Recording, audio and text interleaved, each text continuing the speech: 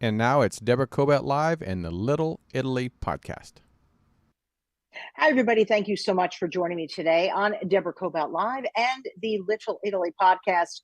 So much has been going on in Hollywood lately. People are talking about jobs that are leaving the state and the city. People are concerned, yet there's still a lot of production going on here in Los Angeles. And joining me today, we have two incredible people in the industry. We've got Marvin Williams, the founder of Big M Entertainment Pictures over on the Sony lot. He's joining us. Thank you so much for being here. Hello. And his partner, Valentina Castellani Quinn, my dear friend, president of Quinn Studios Entertainment. And you both have a lot going on in terms of your work that you're going to be doing together. So I'd like to welcome you both for joining us.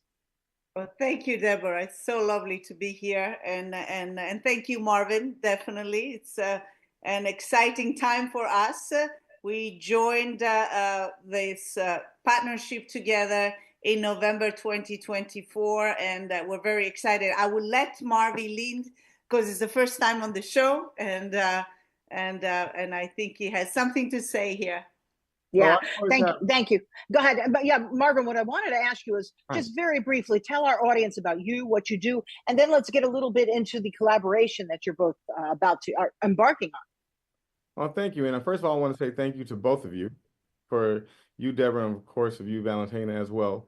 I think we have an exciting adventure and journey ahead of Valentina and myself. Of course, I'm headquartered here at Sony Pictures Studios. And me, myself, I'm a writer, producer, director, editor of sorts. And they call me sort of like a fireman because I'm used to putting out fires as we're on the way to acquiring production budgets. You know, during my career, I've raised over about roughly $70 million on film productions. And I'm just very excited to be working with Valentina and, of course, the power of the name of the Quinn family name on this lot means a lot. Of course, behind me, I have Anthony Quinn's name on one stage. We have the Oscars over here, and then we have a mural over there. So when Valentina's on set, it's like we have Hollywood royalty. Yeah, there's no doubt about it. And I'm thrilled that we're friends, right? Because Valentina and I are always talking all the time about the projects that she's involved with. But this one feels even bigger and more special, I have to tell you. It's pretty extraordinary. So talk to me about, the collaboration that you both have planned, that you're thinking about, not only about perhaps doing any production and projects in the Quinn name, but also other projects, bringing smaller films on the lot. And, just talk to me about that as well, if you would, Marvin. Well, of course, I mean, with the Quinn name, you already start off with a head start. So it makes like my job easier, right? It's kind of hard to argue with anybody when you're saying the partner's family name is on that building, like I said, that trophy room and that mural over there. But it also means that there's pressure. I mean, Oscars are there, murals are there, and names are there. So now we have Valentina Quinn, right? I think myself and my attributes, what I've been known for, my writing speed, the relationships that I have all around town, from the CAAs to the William Morrises, of course, Sony, Fox, Universal. I'm on and off James Cameron projects. So me, I'm like a spark to her gasoline, right? I love that. We have those, and because of that, we're able to, Valentina has projects that can touch the world that I really do believe are award worthy. They come in that mannerism and that DNA. And then, of course, I'm able to fill in things through slates that are more contemporary. So we have a very well-balanced side of things, something that we can stretch across the globe, or we can hit the U.S. markets and the international markets fairly easy. And then when the press releases come in, and you're able to list who I'm working with and who's behind me, of course, Valentina and her name and that legacy. I'm not going to say that we're unstoppable, but we have a strong argument to create. Valentina, are there any projects that you can tell us about that you've been discussing, small or big?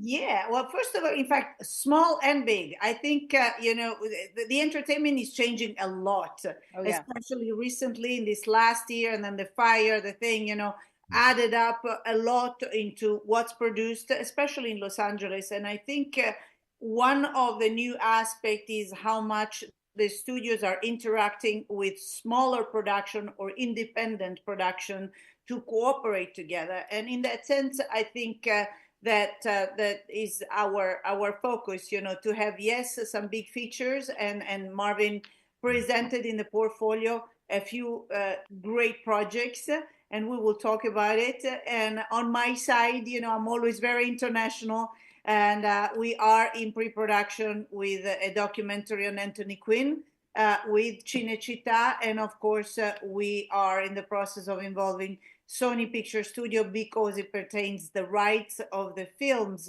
of Anthony Quinn, and this year is the 100th anniversary of Columbia Pictures, which is englobated in Sony. And around the Sony lot, you can see actually all the posters of Lawrence of Arabia, the original statuette of the Oscar for that film. So it's very, very exciting. And I think it's extremely important, actually, to be part of this amazing lot, to operate from this amazing lot, but have a focus that is international and also independent. Because if you see the work that is done now in the platforms, as well as what arrives at the Academy Awards, as well as the Golden Globe, are often and more independent international films or co-partnerships with international corporations, international studios, independent and studio cooperation. So I think that the strength is exactly that, to unite strengths and create something that perhaps is not always the $300 million big budget, but it's something meaningful. And I want to stress this point because Marvin and I are very much concentrated in creating projects that do have a message. I think is so important.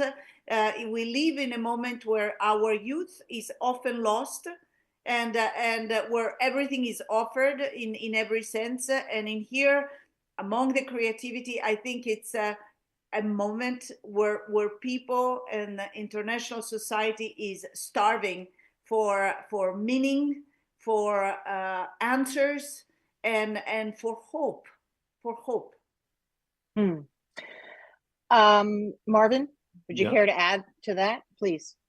Well, I think what Valentina described is pretty much the DNA of our partnership, the ethos, the spirit of what we're looking to do through the artistry that we're coming together to produce. I always lean more on, she mentioned like the juggernaut tentpole style budgets. I lean that way too. So yeah, from the heads of the studio on down, I deal with the top throughout the studio. So we have an amazing ability to bring in tentpole magic, produce on the lot as well as other lots, but this is our home turf, right? And when we're talking about independent is usually produced outside the realm of the studio, meaning it's on location, it's here, it's there, it's global. But we can also produce majorly here and use the amazing resources that have made some of the biggest names in IP, contemporary IP here. So, I'm friends with the folks who hire up everybody who's worked on everything from the Men in Blacks to the Spider-Mans to a lot of to the Ghostbusters, right? A lot of fun stuff here. And that's normally the tentpole magic that goes on. So I think what I really enjoy between Valentina and myself is she brings her amazingly respected pedigree and ability to produce on a level that's award worthy. And I'm kind of more blockbusterish, right? So I'm more that side of things. That's why she's small. It's like I bring that energy and that fun. So we were able to lock into A-list talent that the world knows for those types of projects. And that's what we're also working on. But what Valentina is describing is what we have as low-hanging fruit, what we're working on now. And I'm planning also on, I'm also talking about what we're building up to. So what's amazing is we have amazing works like the documentary on her family name and reputation, and something that's near and dear to her. And I think the most amazing thing is that Valentine and I are able to be catalysts to each other in very amazing ways. And we cover a lot of territory, we cover a lot of ground, and our relationships cover a lot of amazing people in this town. That we're also trying to help. We know that Hollywood has been ambushed by a lot of macro factors as of late that we know of. Everything from fires to markets to this to that, Hollywood has seen. And also, Hollywood is also, it's gotten smaller in ways. So, while there's things that are happening to the city that impact everybody, I think the cool thing about Valentina is that she understands the territory. She understands the topology of Hollywood. And when you have that level of experience that can touch the globe, plus what I do, I think it's going to be exciting. Right. You mentioned shooting there, meaning on the lot, meaning in California, Los Angeles. Yeah. Let's face it, a lot of work has left California. It's breaking my heart. It's left Los Angeles, and there's nowhere that you can go and not hear people talking about it. Right. Valentina, if you would address that for me, it's a real issue. Where is a lot of the work going, and how can we keep it here?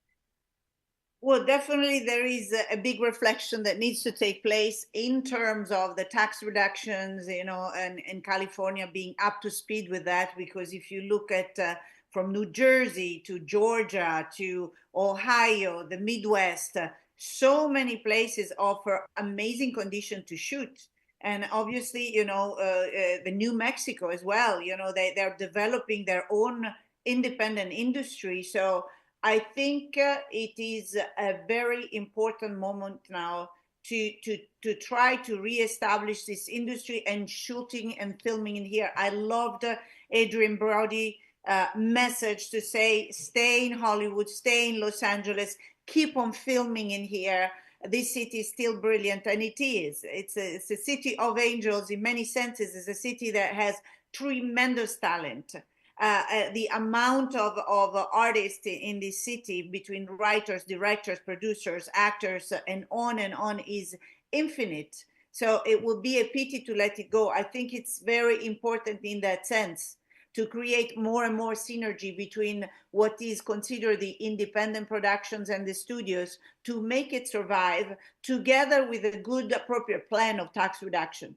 I think it's extremely important right now for this industry to thrive again, and to keep Hollywood as number one in the cinema industry in the world.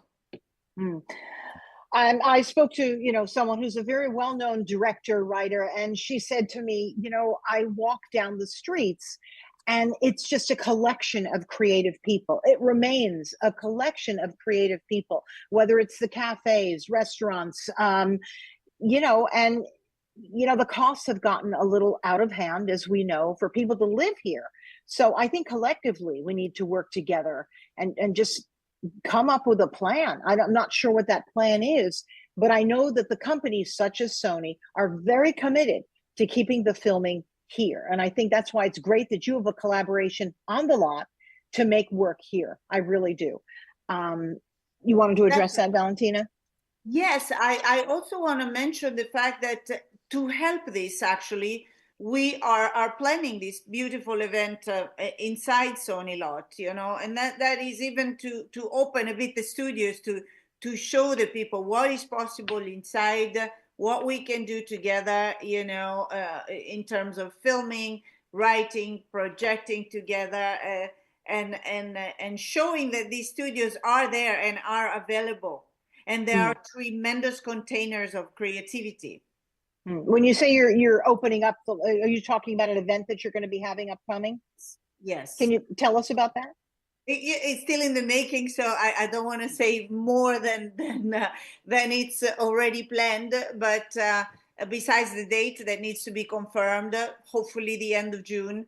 But we are planning a 2-3 days event with screenings and master classes and conferences, with all kind of filmmakers and to really open up a conversation that is live and is not just private in the lot, but it's inclusive of really, getting together. We are a city of artists, and here we are in need to stick together to create something extraordinary again.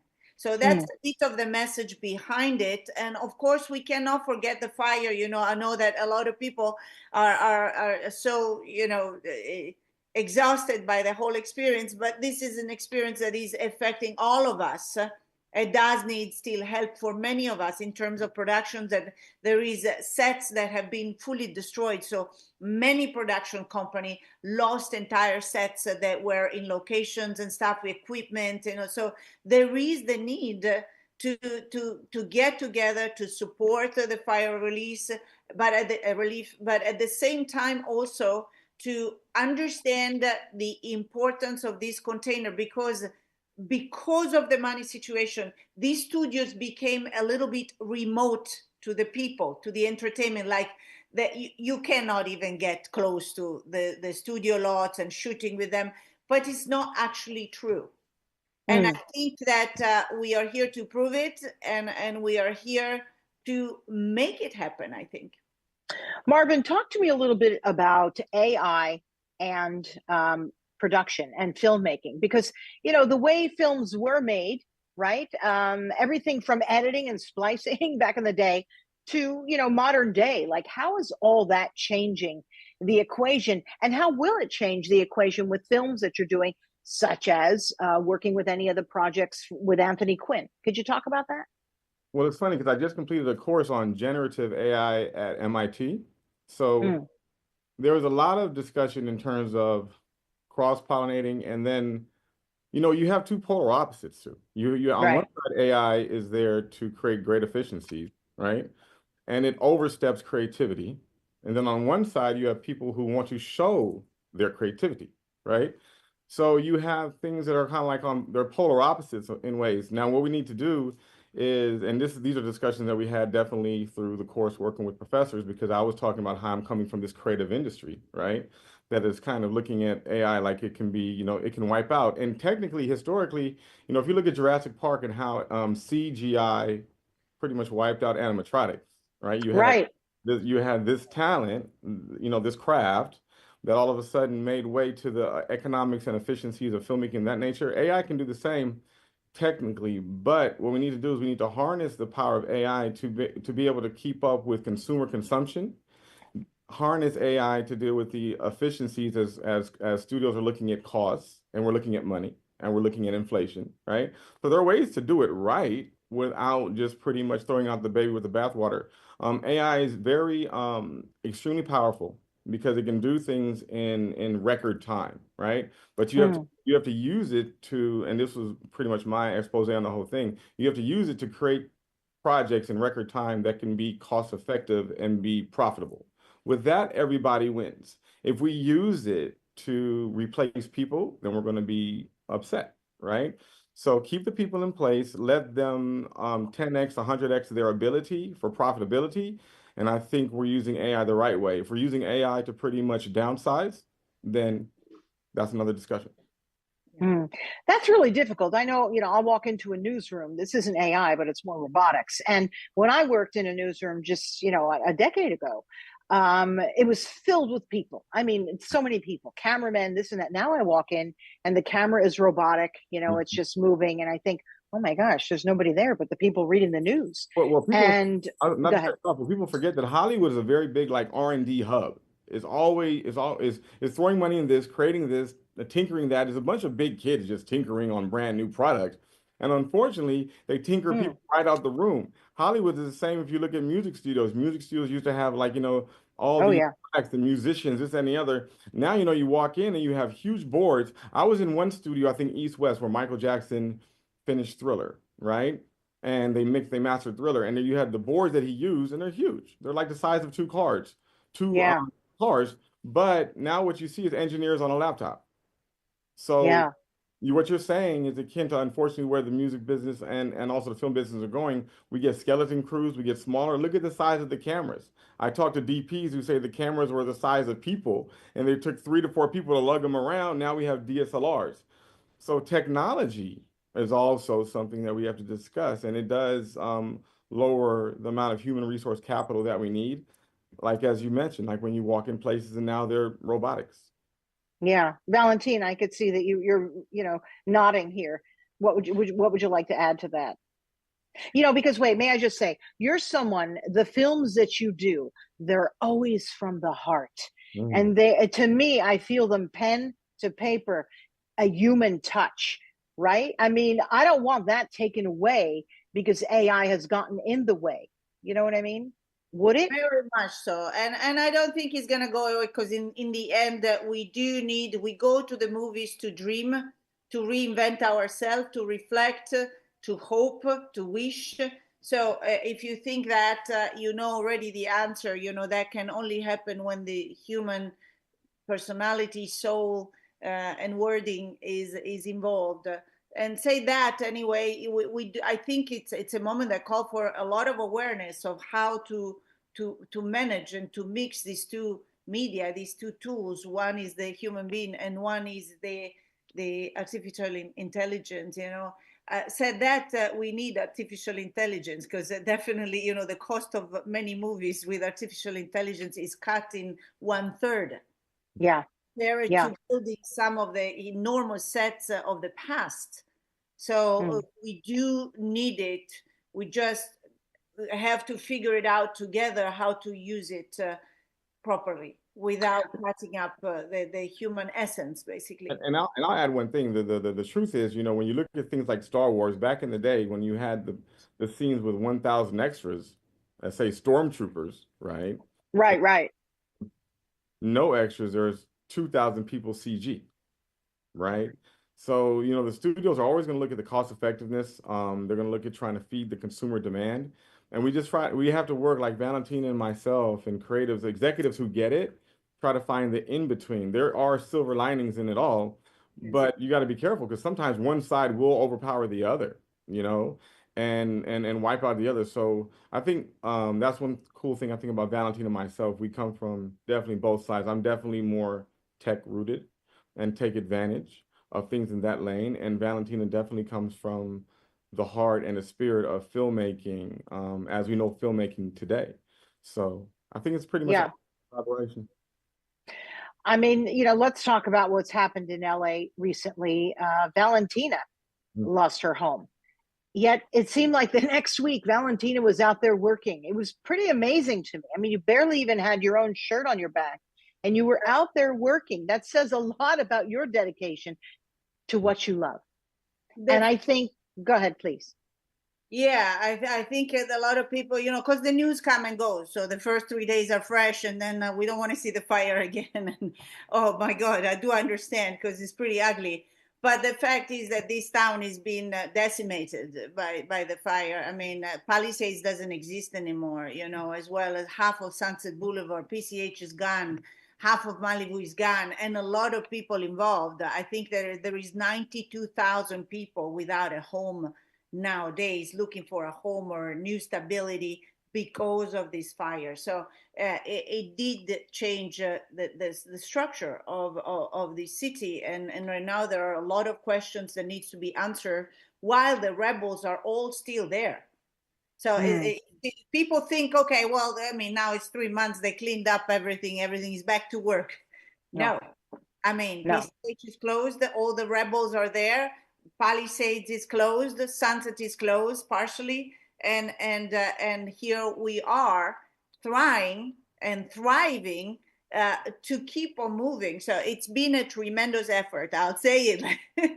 I'll really say it. We did an Oscar party with the Malibu Film Society, and I was very happy that ABC picked it up and put it as part of the official ceremony, because we did it for fire relief on purpose in Malibu, with the Academy members that are part of the Malibu Film Society, and this is to really, be together, because work cannot be divided by society.